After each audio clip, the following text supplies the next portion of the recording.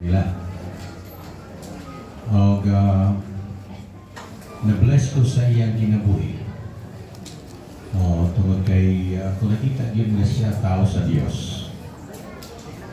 Man of faith, motoo siya sa iyang giwali, o muwali siya sa iyang gituruan. O nga, dako kayo siyang influence nako. Pagabot na ko din si Cagayan tungod kay bata ko mga nito, mga 14 years old ko, sila nga nasa simbahan.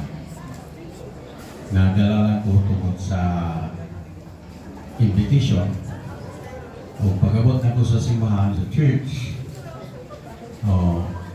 siya ang Sunday School teacher. Pero wala pa ko'y gana sa Ginoo nito sa mga giwali ni Pastor Reverend mga lagad sa Diyos.